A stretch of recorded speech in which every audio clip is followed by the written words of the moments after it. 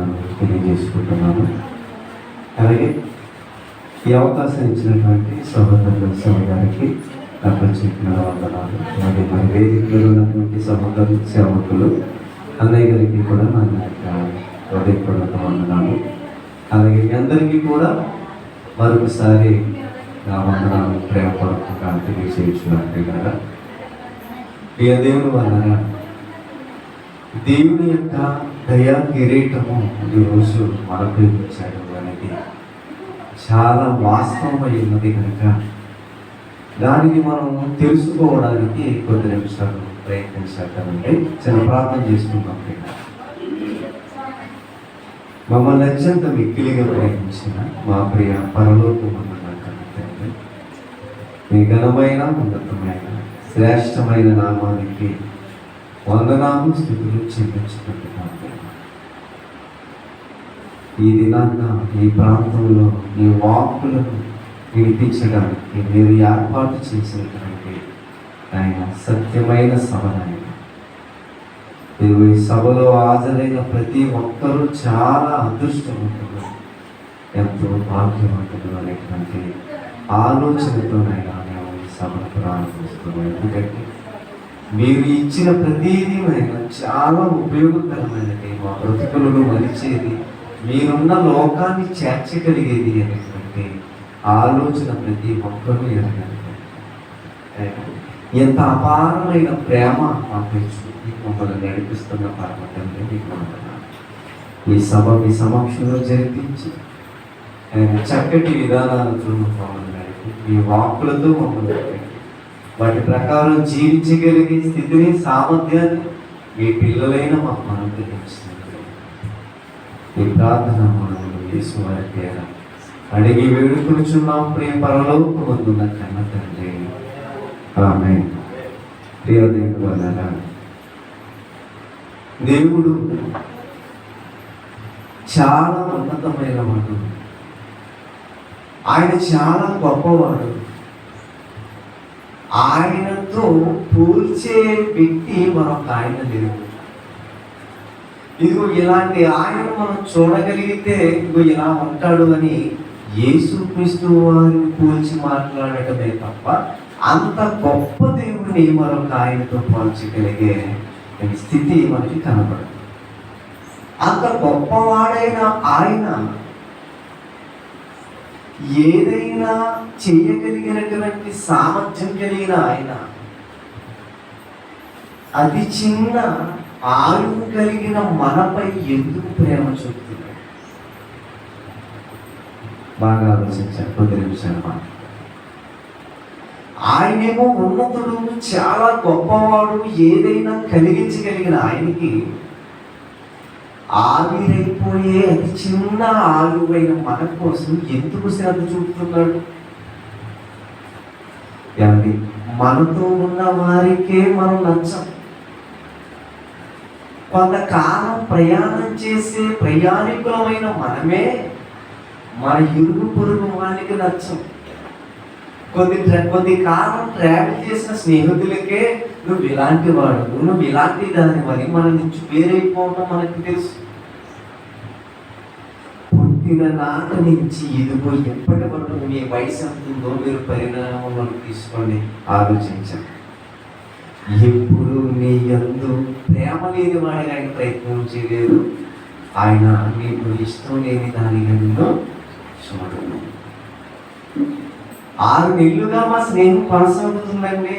ఈ 7వ నెలలోనికి వచ్చిన తర్వాత మా ఇద్దరికి గొడవలు వచ్చేయండి, విడిపోయామండి అని చెప్పిన స్నేహితులు ఉన్నారు. 2 సంవత్సరాలు గతించిన తరువాత భార్య భర్త నచ్చలేదు, భర్తకు భార్య నచ్చలేదని విడిపోయిన దాఖలాలు కనబడుతుంటే 30 ఏళ్ళుగా నన్ను కోరుకుంటున్నారు. ఆయన పరలోకంలో ఉన్నాడు. ఆయన నేను ఎప్పుడు ఏం చేసినా నీకు నచ్చుతుందా?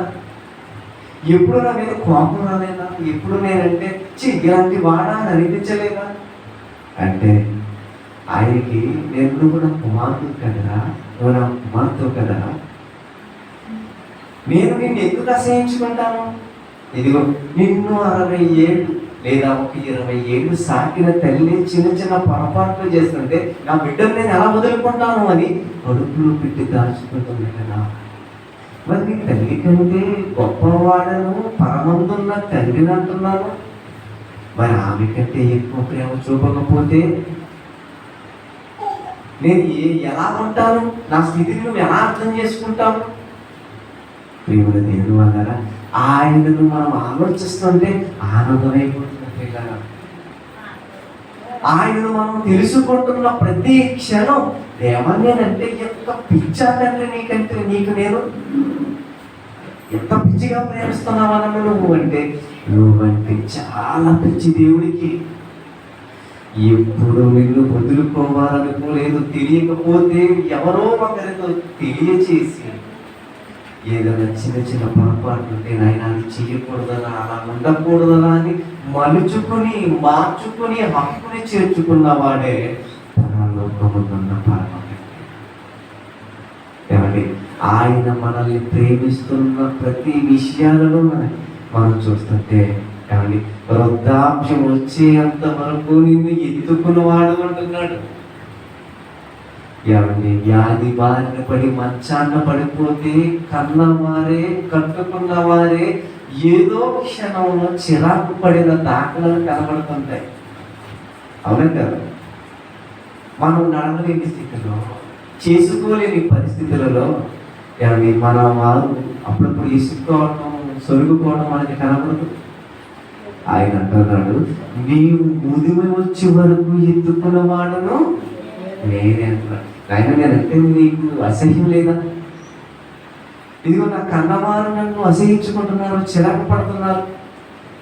నేను చిరాకు పడితే నీకు కన్న తండ్రిని ఎలా అవుతాను? నేను అసహించుకుంటే నీకు తండ్రిగా నేను ఎలా ఉంటాను? ఏమండి, ఇలాంటి పరిస్థితులలో యోగును మనం ఒకసారి జ్ఞాపకం చేసుకుంటే ప్రియులారా, దేవా నువ్వు ఎంత గొప్పవాడవని ఇంకా ఆనందం వచ్చేస్తుంది. మరి ఆనందంతో గంతు వేసేసి అంత ప్రేమ దేవుడి మీద మనకి కనబడుతుంది. ప్రేమ దేవుడు అన్నారు, నా దేవుడు గొప్పవాడు, నా దేవుడు ఉన్నతుడు, నా దేవుడు సత్యవంతుడు అని ఎగురి గంతేసే అంత ఆనందం దేవుడి సన్నిధిలో మనకి కనబడుతుంది. ప్రియులారా, ఆయన ఏమన్నాడో తెలుసా? యోగు గ్రంథం 16వ అధ్యాయాన్ని మనం ధ్యానించగలిగితే ప్రియులారా, ఆయన అంటాడు, ఆయన నా శరీరము చీకిపోతుంది, నాశనం అయిపోయింది, కుష్టి వ్యాధితో బాధపడుతూ ఉంది, రోగంతో ఈ శరీరం చాలా ఇబ్బంది పెడుతూ ఉంది, చాలా ఇబ్బంది పడుతుంది. కానీ సమాజానికి భయపడి ఈ శరీరాన్ని చూపించలేక గోనె బట్ట కప్పాడు. యోగు ఏం చేశాడట? సమాజం అంతా అసహించుకుంటుందని, దూషిస్తుందని, బాధిస్తుందని ఈ శరీరాన్ని సమాజానికి కనపరచకుండా గోనె పట్ట కట్టుకున్నాడట. ఆయన సమాజం అంతా నన్ను అసహించుకుంటున్నారు, తండ్రి నువ్వు మాత్రం నన్ను ప్రేమిస్తున్నావు. ఇదిగో నా శరీరము ఒకవేళ అసహ్యంగా ఉంటే ఉండొచ్చు, కానీ నా నోట వచ్చు ప్రార్థనలు చూసేవారైనా అది యథార్థమైనది. ఇదిగో నా శరీరము కురుపులతో ఉండొచ్చు, కానీ నా మనసు ఎలా ఉందో తెలుసా? యథార్థమైనది, పరిశుద్ధమైనది నా ప్రార్థన ప్రభువా.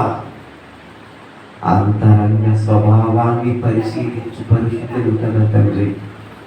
పై రూపాన్ని లక్ష్య పెట్టువాడు కాదు కదా నాయన, కానీ నాలోంచి వస్తున్న పరిశుద్ధమైనది నాయన ఈ ప్రార్థన, యథార్థమైనది నాయన ఈ ప్రార్థన. కానీ ఇది భూమితో మాట్లాడతారు. ఒకసారి ఆ మాట మనం చూస్తే బాగుంటుంది. అంటే సమయం లేదని నేను త్వరగా దాటించడానికి చూస్తున్నాం. యోగు గ్రంథం 16వ అధ్యాయం ప్రియులారా,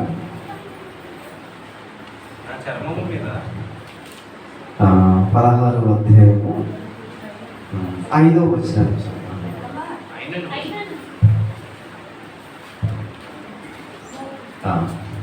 అయినను నా నోటి మాటలతో మిమ్మల్ని బలపరచుదును, నా పెదవుల మాటలు మిమ్మల్ని ఓదార్చి ఆదరించును. సరే, క్షమించండి, 16వ అధ్యాయము 15వ వచనం ప్రియులారా, నా చర్మము మీద నేను గోనె పట్ట కూర్చుకుంటేనే. ఆయన శరీరం మీద ఏ కప్పుకున్నాడట? గోనె పట్ట కప్పుకున్నాడట. ప్రియమైన దేవుని వల్ల నా కొమ్మును ధూళితో మురికి చేసుకుంటేనే, నా చేత బలాత్కారము జరగకపోయినను ఇదిగో నా ప్రార్థన యథార్థముగా ఉండినది ప్రభువా. అర్థమవుతుంది కదా? ఇది శరీరం పాడే వ్యాధికి గురైపోయింది, సమాజం అసహించుకుంటుంది. కానీ ఈ బాధించబడినది, బాధలో ఉన్నది, శిథిలమైపోయిన ఈ శరీరం నుంచి ఒక ప్రార్థన ప్రారంభమవుతుంది. ఈ శరీరం నుంచి వస్తున్నది ప్రార్థన, అది యథార్థంగా ఉంది నాయన. నేను యథార్థంగా కాపాడుకున్నాను అనడానికి రుజువుగా నా ప్రార్థన నీకు విన్నవించుకుంటున్నాను నాయన అని మాట్లాడుతూ 18లో చెబుతున్నారు చూడండి. భూమి నా రక్తమును కప్పివేయము అంటున్నాడు. భూమి నా రక్తమును కప్పివేయ. ఎందుకు భూమితో మాట్లాడుతున్నాడు ఆయన? ఎందుకు భూమితో వర్ణిస్తున్నాడు ఆయన అంటే, ఏమండి, ఈ శరీరాన్ని కదిలించే శక్తి ఇంధనం, ఒక వాహనాన్ని నడిపించే ఇంధనం, ఒక పెట్రోల్ కానివ్వండి, ఒక డీజిల్ కానివ్వండి, అది వాహనాన్ని నడిపిస్తుంది. ఆ ట్యాంకులో ఫిల్ చేసినటువంటి ఆ ఇంధనం ఏమవుతుంది తెలుసా? ఆ పైప్ లైన్ ద్వారా ఇంజిన్లోనికి వెళ్ళి ఇంజిన్ ఏం చేస్తుంది? ఫైర్ చేస్తుంది, మంటెక్కిస్తుంది, నడిపిస్తుంది.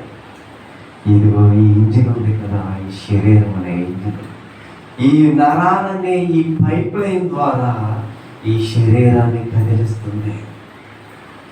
ఎందుకు కదిలిస్తుందో తెలుసా? ఈ కదలికలు దేవుని కొరకు యథార్థమైనది, న్యాయవంతమైనదిగా ఈ శరీరాన్ని నేను కలపాలి. అపవిత్రమైన ఆలోచనలతో కానీ, అపరిశుద్ధమైనటువంటి క్రియలతో కానీ నడిపించడానికి నేను ఇష్టపడటం లేదు. ఈ శరీరానికి వచ్చిన ఈ మాలిన్యం వలన నా సహోదరులు, ఈ సమాజం చాలా హీనంగా మాట్లాడుతుంది. ఏదో చేసామని బాధించే విధంగా ఉంది తప్ప ఆదరించే విధంగా కనబడటం లేదు. ఎందుకంటే ఈ రక్తాన్ని ఒకవేళ కప్పేస్తే, ఈ రక్తం నడిపించిన ఈ ఇంధనం వలన నా పరిశుద్ధతను నేను కనపరచుకోలేకపోతాను. కానీ ఈ విషయాలు ఆలోచిస్తూ ఉన్నప్పుడు, కానీ దేవుని సేవ చెయ్యాలి అనుకుంటున్న సహోదరులు మనం చూస్తున్నాం. కానీ సమాజం అంతా పాపంలో కదలాడుతుంది. దేవుని సేవ చేయడానికి అనేకమైనవి అర్పించాలి, కానీ ఎలా పడితే అలా బ్రతికేయడానికి లేదు కదా ప్రియులారా. దేవుని కొరకు బ్రతకాలంటే ఈ శరీరాన్ని సజీవ యాగంగా దేవునికి సమర్పించుకోవాలి. కానీ ఎదుటి వాడికి కనపడుతున్నప్పుడు దోషముడుగా కనపడకూడదంటే నోరుగా కాచుకోవాలి. మార్పు చూపు చూడకుండా ఉండాలి అంటే ఈ కంటిని కాపాడుకోవాలి. నేను చేసే ఈ పనుల ద్వారానే అనేకులకు అసహ్యంగా కనబడతాం కాబట్టి మన చేతలను కాపాడుకోవాలి. ఎంతగా కాపాడుకుని ప్రభువును ఎందుకు బ్రతుకుతున్నారు అంటే, తనలో రక్తము యేసుక్రీస్తు వారి కలిగింది. ఆ క్రీస్తు రక్తము పాపం చేయకుండా పవిత్రపరుచుకోమని, పరిశుద్ధమైన క్రియలు జరిగించడానికి నడిపిస్తుంది. కానీ ఈ రోజు జరుగుతున్న ఎన్నో కార్యకలాపాలు ప్రేమలు దేవుని వల్ల చాలా ఆసక్తిగా. ఈరోజు నిన్నటి దినాన మా ప్రాంతంలో పెద్ద పెద్ద బాక్సులు పెట్టి, డీజే సౌండ్స్ పెట్టి, డ్యాన్సులు వేస్తూ ఈ విడిగా వారందరి స్త్రీ పురుషులు అందరూ నిలబడి డ్యాన్సులు వేస్తున్నారు. ఎందుకంటే ఈరోజు మా నాయకుడు పుట్టాడు. ఆ పుట్టిన దినోత్సవాన్ని మేమందరము నెరవేరుస్తున్నాం, ఎంజాయ్ చేస్తున్నాం, ఆడుతున్నాం, పాడుతున్నాం. మాకు ఆనందాన్ని కలిగించుకునే విధంగా ఉంది. అందులో కొందరు దేవుని ఆలోచన కలిగిన వారు బొమ్మలలో నుంచి ఏంటిది అసహ్యమైన కార్యాలు అని బాధపడినారు. కానీ బాధపడుతున్న వారిలో రక్తం ఏమంటుందంటే అది అపవిత్రమైనదని వారికి బోధిస్తుంది. ఆ క్రీస్తు రక్తం ఎవరిలో లేదో వాళ్ళు రక్తం పాపం చేయడానికి ప్రోత్సహిస్తుంది, ఎదురుతున్నారు. ఆ రక్తం అలా ప్రేరేపిస్తుంది. చిందులేస్తున్నారు, త్రాగుతున్నారు, అరుపులు కేకలతో సమాజం అంతా దద్దరిల్లిపోయిన విధంగా కనబడుతుంది. అంటే వారి రక్తం అలా నడిపిస్తుంది. ఇక్కడ యోగు గారు మాట్లాడుతాడు, భూమి మీద రక్తాన్ని కప్పేయకు, నా ఆర్తనాదాలు విన్నవించుకునే అవసరం ఇది. నేను ఆరోగ్యంగా ఉన్నప్పుడు, సమాజంలో ధనవంతుడిగా ఉన్నప్పుడు, ఎందరో నా సమూహంలో పనిచేసినప్పుడు ఎందరో నాకు సలాం చేశారు. యోగు అంత గొప్పవాడు లేడు, ధనవంతుడు లేడని అందరూ నన్ను ఉన్నతంగా చూశారు. ఇదిగో ప్రతి తగువు నా దగ్గరికి వచ్చేది, అరే ఇలా ఉండకూడదు, ఇలా చేయకూడదని నేను చెప్పి నిలబెట్టేవాడిని. ఈరోజు బాలులకు సైతము నేను అసహ్యంగా కనబడ్డాను. నా ఊపిరి, నా భార్యకు అసహ్యమైపోయింది, నాకు కట్టుకున్న వారే నన్ను అసహ్యంగా చూసేవారిగా నేను మారిపోయాను. అందరికీ నేను అసహ్యం. ఇదిగో నాకున్న ఒకే ఒక్క ఏకైక ఇదిగో రక్తం ఉంది. ఈ రక్తమే నన్ను మొరపెట్టే విధంగా చేస్తుంది. భూమి దయచేసి నా రక్తాన్ని కప్పేవేపు. దేవుడికి యథార్థవంతుడనై ఉన్నానని నేను వివరించుకోవాలి. దేవ శరీరం క్షీణించుకునిందయ్యా, అనారోగ్యంతో బాధింపబడిందయ్యా. ఇదిగో నా నోట నుంచి వచ్చే ప్రతి ప్రార్థన పలుకులను ఒకసారి పరిశీలించవా. నా మాటలలో ఏదైనా దోషం ఉంటే చెప్పయ్యా, నా క్రియలలో ఏదైనా దోషం ఉంటే తెలియజేయంటే మార్చుకుంటాను. ఇదిగో నా దాంట్లో నాలో ఏ అనార్థం కనపడతానైనా యథార్థమైనదయ్యా దేవా అని దేవుడికి విన్నవించుకుంటున్న విన్నపాలను మనం పరిశీలన చేస్తుంటే ఎంత గొప్పగా ఉంటుందా. ఇలా ఎందరో సేవకులు వారి యొక్క శ్రమను, వారి యొక్క కష్టాన్ని వెచ్చించి సభకు జరిపిస్తున్నారు. ప్రేమలో దేవుని వల్ల వేదిక సహోదరుడు గారు, సురేష్ గారు కానీ ఎన్నో కార్యక్రమాలు ఇలా చాలా మంది ఉన్నారు. కానీ ఏ ప్రాంతాల్లో సువార్త వరకు వెళుతున్నా ఆ సువార్త సభ జరగాలంటే సామాన్యమైనది కాదు కదా. దేవుడు గుర్తుకొచ్చేసి ఇలా మనకి కనబడుతూ ఉంటుంది. దేవుడు కరెక్ట్గా గుర్తొస్తాడు. ఆయన ఎందరికో లేని ఆలోచన ఈ ప్రాంతంలో ఈ వ్యక్తిగా ఎందుకు ఇచ్చాడు? ఇది ఈ సభ జరిపించడానికి ఒక 5,000 ఒక 10,000 ఉంటే కుటుంబం ఆనందంగా ఆహ్లాదంగా జరుపుకుంటారు కదా.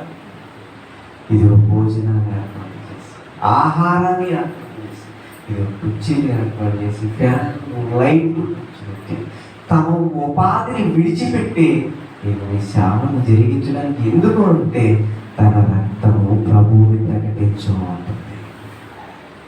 సహోదరులు రామచంద్ర ఇంకా దూర ప్రాంతాల నుంచి వచ్చిన సహోదరులు తన రక్తం ఏమంటుందో తెలుసా? సభలో కూర్చునైనా దేవుడు నీకు జ్ఞానాన్ని నేర్పుతాడు. దేవుడు నీకు తన యొక్క పరలోకాన్ని ఇవ్వాలి అంటే నువ్వు ఎలా ఉండాలో చెప్తాడు.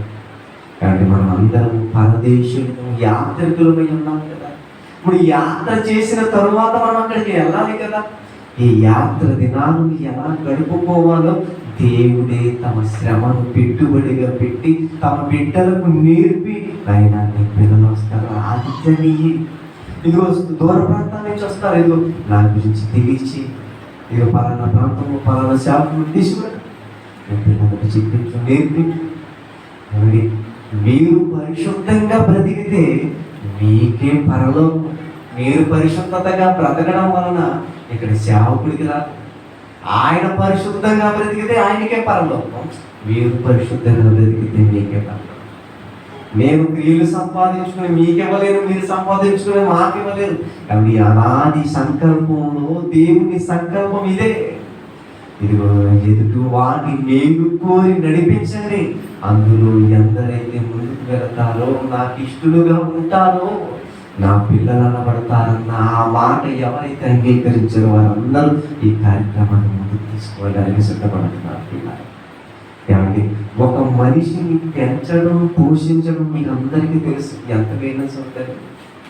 ఒక కుటుంబంలో నలుగురిని పోషించాలి అంటే ఎంత డబ్బు ఖర్చు అవుతుంది, అందులో స్త్రీలు ఎంత కష్టపడాలి. అంటే బట్టలు ఉతకడం ప్రారంభించి, ఆహారం సిద్ధపరిచి, ఇల్లు తుడిచి, ప్రతిదినము ఈ రోజు తుడిచాం కదా, మరి ఒక 10 రోజులకి మనకు పర్వాలేదని ఏమన్నా ప్రతి ఉదయం తుడిస్తే మరి మధ్యాహ్నం, కానీ మధ్యాహ్న కాలం మళ్ళీ పిల్లలు పాడు చేస్తే మళ్ళీ వారికి పెట్టడంలో ఎంత వారి బట్టలు ఇవ్వటం, వారికి కావలసిన సమస్తం ఇవ్వడానికి ఎంత, ఇవన్నీ మీకు తెలుసు కదా పిల్లల. కోట్ల మంది ప్రజలకు మెయింటెనెన్స్ దేవుడు తీసుకుని ప్రతి వారికి ఆయన చేస్తున్న మెయింటెనెన్స్ మనం చూస్తుంటే, దేవా ఏంటయ్యా నీ ప్రేమ, ఏంటయ్యా నీ ప్రేమ. కానీ ప్రతి వారికి ఇవ్వవలసింది అందిస్తున్నాం. నా ద్వారా కాకపోతే మరో సహోదరుని ప్రేరేపిస్తున్నాం. ఆహారం లేని వారికి అందిస్తున్నాం, బట్టలు లేని వారికి బట్టలు ఇప్పిస్తున్నాం, శక్తి లేని వారికి శక్తిని ఇస్తున్నాం.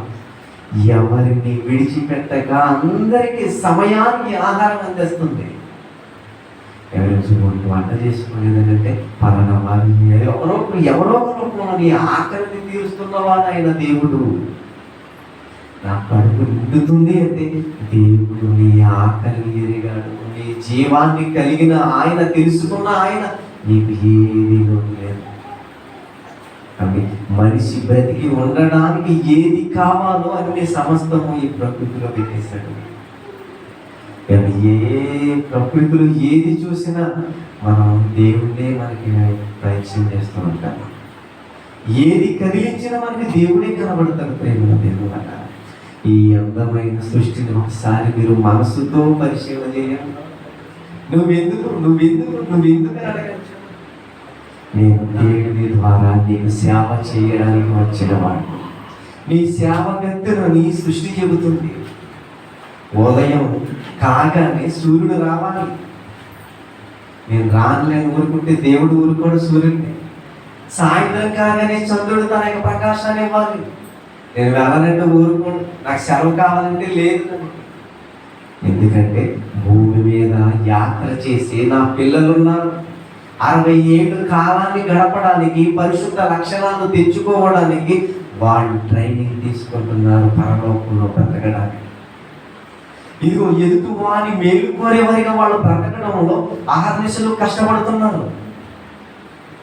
ఎదుటి వారిని క్షమించడానికి ఇష్టపడుతున్నారు, పెట్టడానికి ఇష్టపడుతున్నారు, తమకు లేకపోయినా ఉన్నది ఇవ్వడానికి ఇష్టపడుతున్నారు.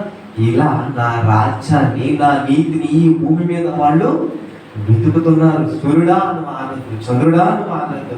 వారి నాశిక రంధ్రాలలో వారు అడిగితే కదా, అడగకుండానే వెళ్ళిపోవాలి. జీవవాయువుగా పని చేయాలి. దేవుడు పెట్టిన ప్రతిదీ వాళ్ళు ఈ సమాజంలో టోటల్గా వ్యవహరిస్తున్నాయి. మన దేవుడు వాళ్ళు ఇలా మనం ఆలోచించుకుంటూ వెళ్ళిపోతే దేవుడి యొక్క ప్రేమ అపారమైనది, ఎంతో ఉన్నతమైనది ప్రేమ.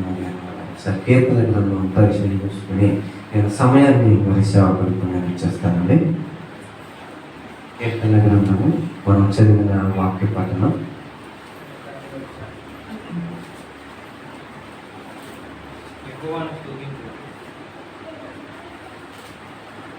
49వ అధ్యాయం 4-5 వచనం చూద్దాం. అంటే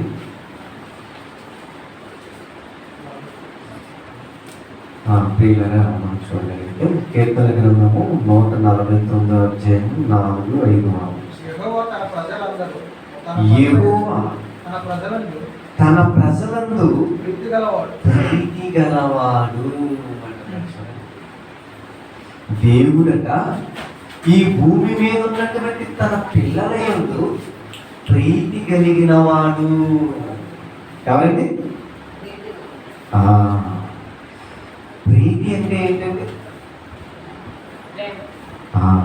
ప్రేమ. అనేక పర్యాయ పదాలు మనకి కనబడుతుంటాయి ప్రేమ దేవుని వల్ల. ఆనందము, దయ, ప్రేమ, ఇవి మనకి కనబడుతుంది. అంటే దేవుడికి మనం అంటే ప్రేమ, దేవుడికి మనం అంటే దయ, దేవుడికి మనం అంటే కరుణ. ఇవన్నీ ఆయనకు ఆపాదిస్తే మన ముందున్నటువంటి సేవకులు, మన ముందున్నటువంటి భక్తులు ఆటితోటే దేవుడిని పిలవటం ప్రారంభించారు. కరుణ అనే లక్షణం ఆయనలో ఉంది కాబట్టి ఆయన ఏమంటే కరుణామయుడండి. దయ ఆయనలో కనబడుతుంది కాబట్టి అండి దయామయుడు. ఈయనలో ప్రేమ ఉందండి, ఈయన ప్రేమమయుడు. ఇలా లక్షణాలను పిలవడం ప్రారంభించింది సమాజం. కానీ ఎంత గొప్పవాడండి మనం నమ్ముకున్నది. యెహోవా ప్రజల యందు ప్రీతి కలిగిన వాడు, ప్రేమ కలిగిన వాడు. నా మీద కూడా నన్ను కూడా ప్రేమించాడా? కాబట్టి ఇందులో మిమ్మల్ని కూడా ప్రేమించాడా? సమాజంలో ఉన్నవారిని ప్రేమించాడా? అంటే మరో ప్రాంతంలో ఉన్నవారిని ప్రేమించాడంటే కోట్ల మంది ప్రజలను పుట్టించిన ఆ పరమ తండ్రికి అందరి అంటే కూడా ప్రీతి కలిగిన వాడు, అంటే ప్రేమ కలిగిన వాడు. కానీ ఆయన పిల్లలను అనుకుంటున్నాం కదా, ఆయన వారసులు అనుకున్నాం కదా, మరి మనము కూడా అందరి పట్ల ఎలా ఉండాలి? ప్రేమ కలిగిన వారిగా ఉండాలి. మనకి ఎవరు శత్రువులుగా ఉండకూడదు. ఎవరు మాకు వీడు పనికిరాడు, ఇతను నన్ను దూషించిన వాడు, ఇతడు నన్ను అసహించుకున్నవాడు కదా అని అతని మీద వేరే భావం మనకు ఉండకూడదు. మహానుభావులు యేసుక్రీస్తు వారు ఏమని మాట్లాడేటంటే మనం అనేక పర్యాయాలు తెలుసుకున్న పదమే, అనేక పర్యాయాలు మనము విన్న మాటే, మీ శత్రువులను ప్రేమించండి, మీ పొరుగు వారిని ప్రేమించండి, మిమ్మల్ని దూషించిన వారిని తిరిగి దూషించక ప్రేమించండి అని అనేక పర్యాయాలు మనం చదువుకున్నాం. అందరికీ తెలిసిన సుపరిచితమైనటువంటి సమాధానాలన్నీ కూడా. కాబట్టి ఆ లక్షణాలు కలిగిన ఆ దేవుణ్ణి మనం ఎరిగాం. ఆయన వారసులు అంటున్నాడు, ఆయన పిల్లలు అంటున్నాడు. ఇలా మనము కూడా ఒకరి యందు ఒకరు ప్రేమ కలిగి, ఒకరి యందు ఒకరు ఆప్యాయత అనురాగాలు కలిగిన వారిగా మనం ఉండాలి. మరొక విషయం, కాబట్టి చక్కటి ఈ లేఖనాల పరిశోధన సదస్సు ఏమైనా దేని వల్ల ఇది ఇందులో పాల్గొనడం నిజంగా మనము మహాపాత్రము. దేవుని సన్నిధిలో గడపడం అంటే ప్రేమ దేవుని వల్ల దేవుడు మనకి ఇచ్చిన లేదా మనకి కట్టిన పట్టాభిషేకం లాంటిది. ఆయన మన నెత్తి మీద పెట్టిన దయా కిరీటం వంటిది. కాబట్టి ఇది ఏదో విన్నాము, వచ్చాము, వెళ్ళిపోయామనేది కాకుండా ఈ మాటలు మీ హృదయాలను ఫలించాలని నేను కోరుకుంటున్నాను. దేవుడు మిమ్మల్ని అందరినీ దీవించుగాక. చిన్న ప్రార్థన చేసుకున్నాం. మమ్మల్ని అత్యంత వ్యక్తులుగా ప్రేమించిన మా ప్రియ పరలోకమందున్న తండ్రి, కొన్ని మాటలు మీ పిల్లలకు కనిపించాను. దేవుడు వారి